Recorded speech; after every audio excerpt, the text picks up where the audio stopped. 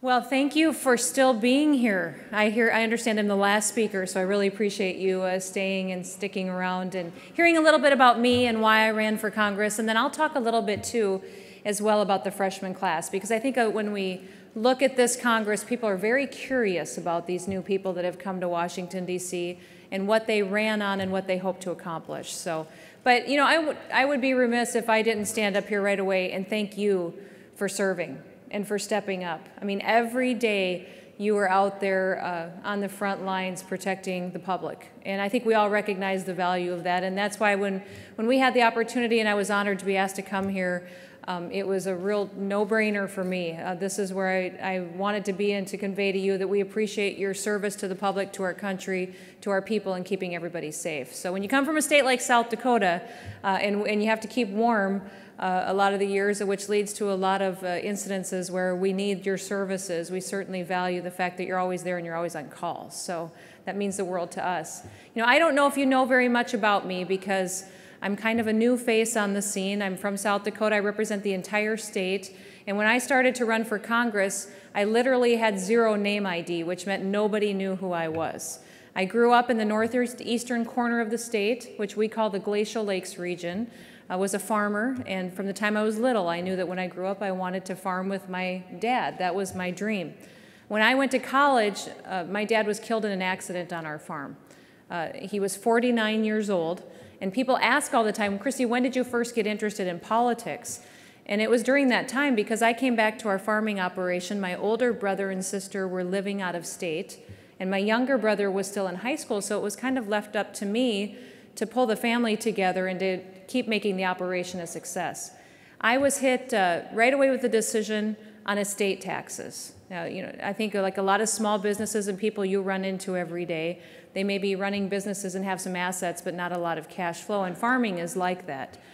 So I had a tough time in my mind reconciling the fact that we had this tragedy happen to my family, and then we owed the federal government thousands of dollars in estate taxes. So that got me interested in government and in politics, and started to serve on local boards and commissions. And then within a couple of years, my older brother and sister wanted to move back to South Dakota. So I started a hunting lodge, which I managed for many years. I'm a big hunter and enjoy that. And then my mother purchased a restaurant, which I helped her manage as well. So a lot of small business experience, a lot of time just being involved in our communities and running that. And I served in the legislature for 4 years in South Dakota. I first ran in 2006. And while I was there, the second term that I was there, I ran for the position of Assistant Majority Leader. And my colleagues did elect me to that. What's so interesting about this freshman class is that there are 96 new freshmen total. 87 of them are Republicans. So I think a lot of people look at this class and recognize that this is a huge class. In fact, I think it's the largest class that's been elected at one time since the 30s, so in decades, which really changes the dynamics of how things are done in Washington, D.C., and how the House is looked at. I think every one of them came here and ran because they were very concerned about the future of our country. Over 40 of them, the new freshmen, have never held public office before. So they were everyday people that were running their businesses or back home working jobs that decided that they wanted to come here and bring some common sense to Washington, D.C. I think most of what was driving them was fiscal issues and recognizing the debt and deficit, and wanted to make sure that our priorities were going to be funded and at the forefront going forward. So it's a very interesting class, and as people are watching what's going on in the House side and on the Senate side and with the presidency, they certainly recognize that this is a great opportunity for all of us to come and sit down at the table and to help solve a lot of these issues that we have. We certainly understand that when we're passing budgets where we're accumulating debt, that doesn't work in the real world, that you don't run your families that way, and that we don't run our businesses that way. An interesting statistic that just came out this last weekend was that in February, we accumulated more debt in that 1 month than we did in the year of 2007.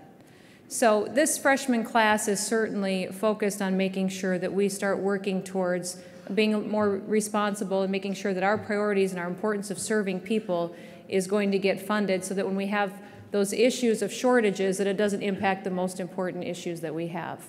I was elected by the freshman class to be the liaison to the leadership table. When we first came for orientation after we were elected, generally in the freshman class there's opportunities for leadership, and one of them is to sit at the table with the leadership, which would be Speaker Boehner, and with Leader Cantor and Majority Whip McCarthy, and sit there and help set the agenda for the House.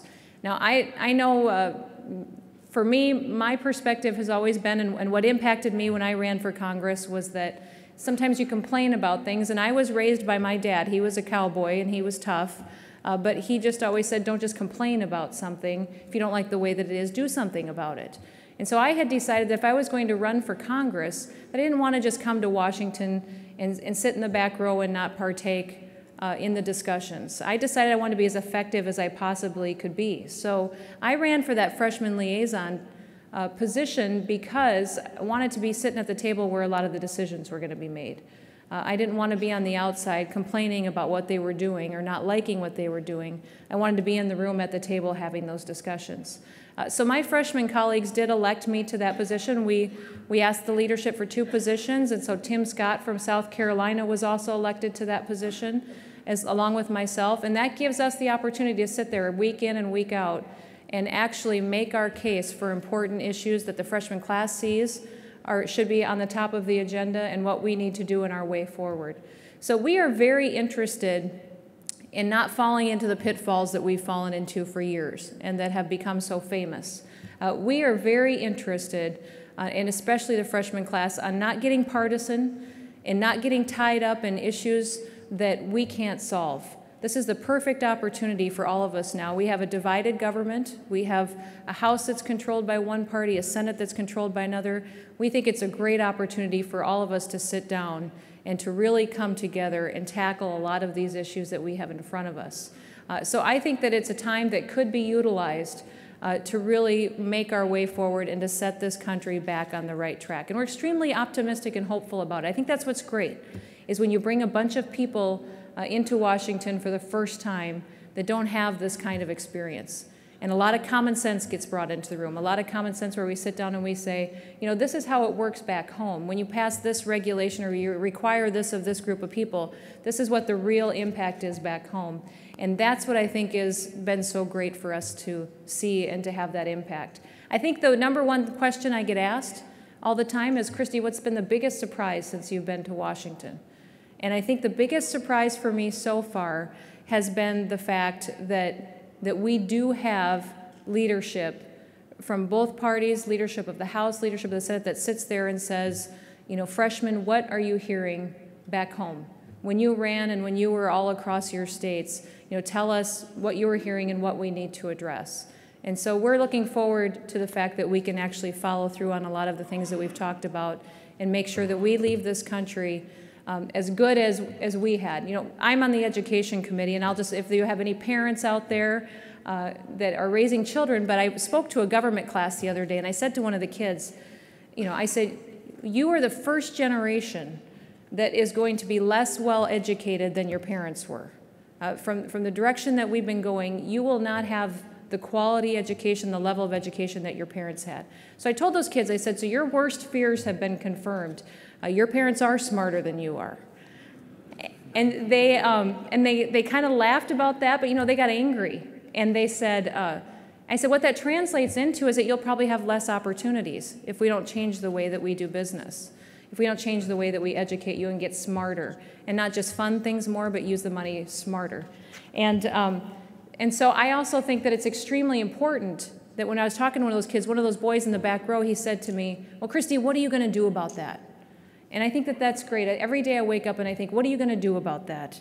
What are you going to do about making sure that you leave this country in a better position for our children? And that's what's driving us this year. So thank you so much for having me. I appreciate you letting me come. I know that it's a little bit rushed and I've got to get back and vote, and that's what they're telling me. I bet all of you could probably tell me how to vote too, couldn't you? But thank you for having me. I appreciate it. And if you have any questions, just follow up with my office. I'd love to answer them. So thank you. It's my honor.